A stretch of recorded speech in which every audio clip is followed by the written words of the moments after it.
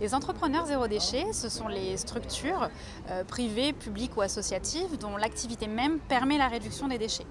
Donc ça peut être sur des secteurs comme le compostage, la vente en vrac, la consigne, la couche lavable, le réemploi de mobilier. Voilà. Les secteurs dans lesquels on voit le plus d'entrepreneurs zéro déchet s'engager, là clairement sur les 2 dernières années, ce qu'on a vu c'est la vente en vrac. On a eu plus de 200, plus de 300 même que dis-je, porteurs de projets qui nous ont contactés en disant voilà, j'ai envie de monter une épicerie de vente en vrac, est-ce que vous pouvez m'aider, qu'est-ce qu'on peut faire ensemble? Tout ce qui va être lié aussi à la lutte contre le gaspillage alimentaire se développe beaucoup en ce moment, d'autant plus qu'en période de crise, aussi bien écologique qu'économique, le gaspillage est un sujet qui touche beaucoup les gens.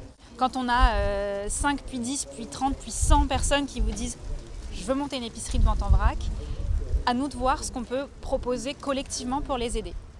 Ce qu'on a fait pour aider les épiciers sur la vente en vrac, c'était un guide réglementaire sur ces questions-là, d'organiser des rencontres entre ces personnes-là, de faire un annuaire partagé des fournisseurs de vente en vrac.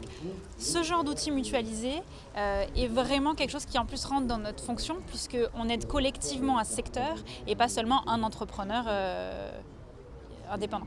Les entrepreneurs zéro déchet sont clairement ont un potentiel de développement économique qui est énorme. Si on prend par exemple 10 000 tonnes de déchets à gérer, si on doit les enfouir en décharge, ça nécessitera un emploi, en incinérateur 3, dans un centre de tri 31. Et si par contre on est sur du réemploi ou de la réutilisation, on monte à 690 emplois pour toujours le même tonnage de déchets à gérer, c'est-à-dire 10 000 tonnes. Donc on se rend compte très facilement que si on passait d'une solution à une autre, on cherchait beaucoup plus à être dans la réduction des déchets, on aurait beaucoup plus d'emplois.